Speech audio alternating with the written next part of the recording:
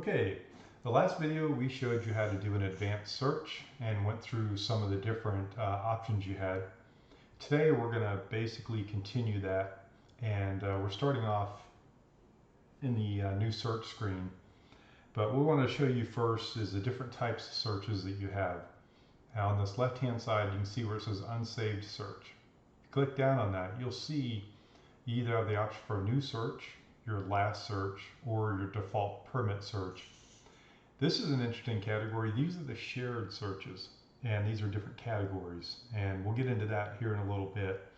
But here's all of the ones that I have that I've saved myself, and you see some of those appear up here. And what these are shared searches. So I've basically created a group within the city, and I shared all of these different permits with different people in the city. So let me show you how that works.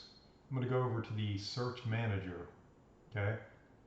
And as you can see, again, here's all my saved searches, right?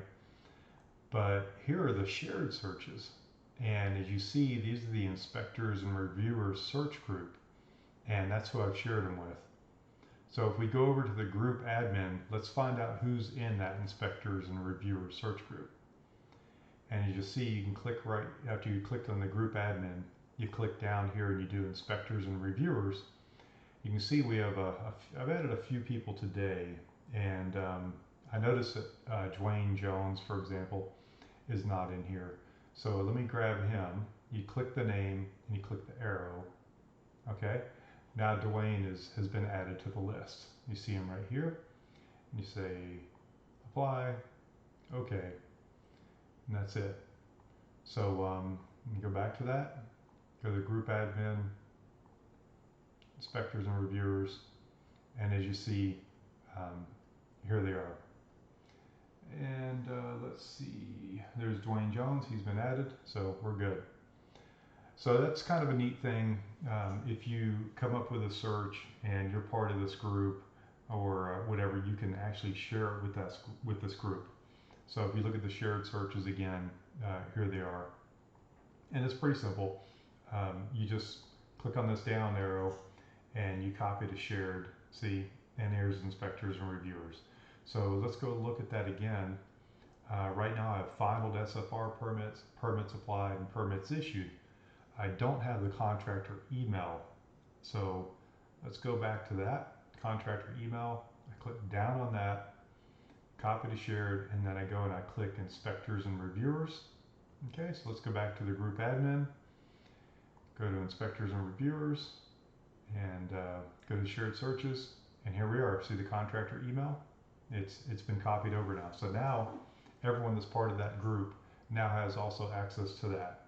So that's a little neat trick there with the search manager. So yeah, let's say you're somebody who you put a lot of time into creating a search. Well, you just save the rest of the staff who may use that search time, because you can just share that search with them. And we can get Andy or someone like that to create some more groups here. See, if you go to default pretty much it looks like it has everybody.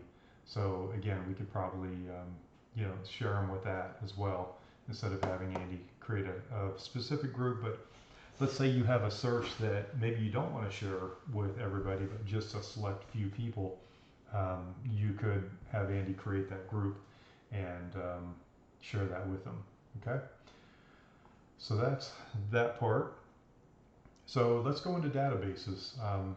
As you can see, we have 4 different databases: a permit track, GeoTrack, code track, and AEC track. AEC track is the contractors, code track is code enforcement, and then you have the GeoTrack, which tracks all of our land use. And I'm sure there's some useful data in there. I haven't been able to actually run any reports that return much useful information for me, but if you're working with land, there's a very good chance you could find some information that you're looking for. But I mainly stay right here in permit track. So a couple things I didn't show in the last report that I think would be useful for people to understand how it works is manipulating some of this data. Now, for example, let's go ahead and run a report. All right, I'm gonna go ahead and do that right now. and I'm going to do permits applied in the last 30 days, and I'm going to say the subtype contains single. We've done this one already. Okay, so let's go ahead and run that one, and that's going to pull all these single families that we have reviewed in the last, or actually have been applied for this month. So let's export that to Excel, and I will pull that over here in a second.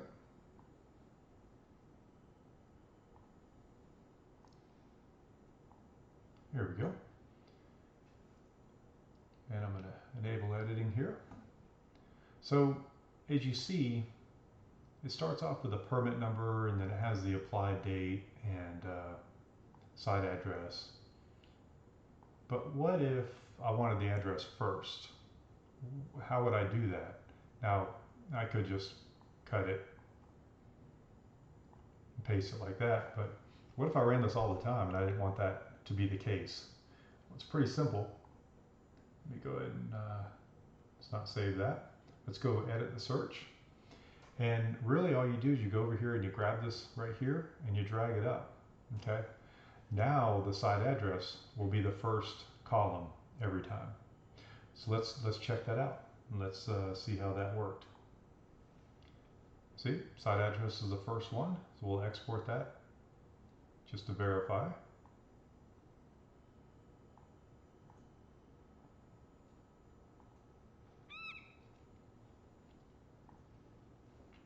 Okay, see, it comes up with the address as the first item. So you can, do that any number of ways. There's all sorts of different ways you can turn this around, move them wherever you want, which is great as far as flexibility, as far as having the report look the way you want. And again, if you just want to get rid of something, you just go over here and click the X. Like, let's say, for example, I don't care about the permit number. Boom, permit number's gone. So when I run the report, the permit number won't show up. So that's just some of the little tricks with Trackit. It's a little more advanced in the search than the first video. So I hope you find this useful, and if you have any suggestions or questions, feel free to let me know.